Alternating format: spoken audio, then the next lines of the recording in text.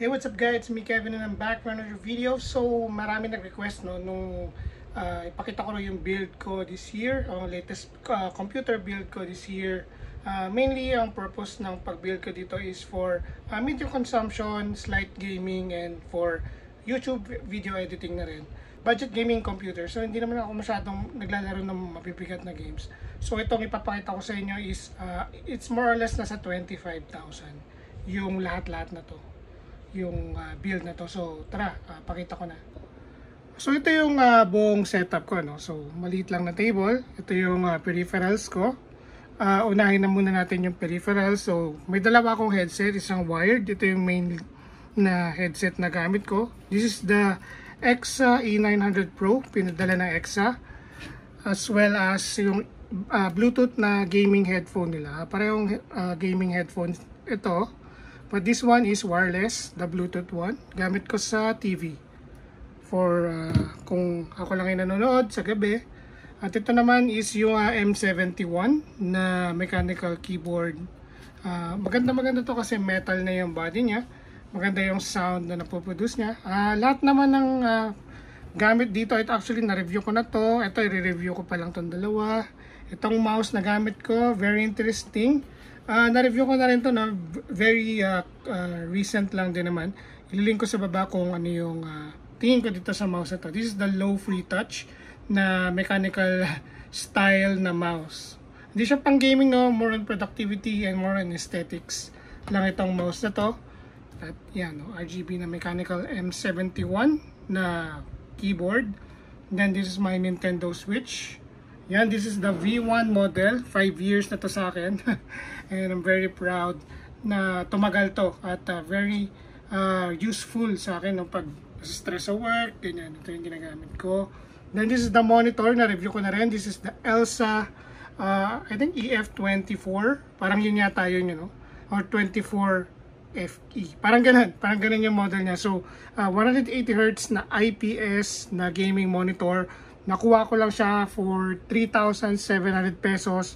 Siyempre may voucher yun. No? Ang normal na price niya I think is nasa 4,900 or 5,000 or 4,800, mga ganon. Sa Shopee, lilink ko lahat sa baba ng mga nandito.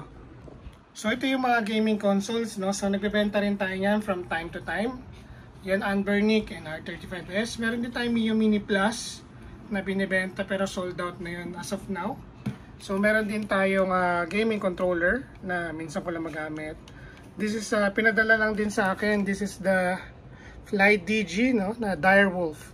Yan, gaming wireless for Nintendo Switch, PC, for Xbox and PS4. Yan yung controller na yan.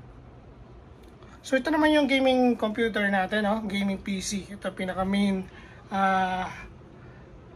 computer na ginagamit natin. So, itong build na to is around 21,000, parang ganun, 22.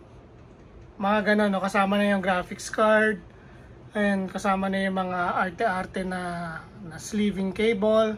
So, ang specs nito is Ryzen 5 5600G na processor, cooled with Segotep na entry level na CPU cooler. Though hindi naman niya kailangan ng cooler kasi may kasamang cooler yan pag bumili kayo ng Ryzen 5600G na processor.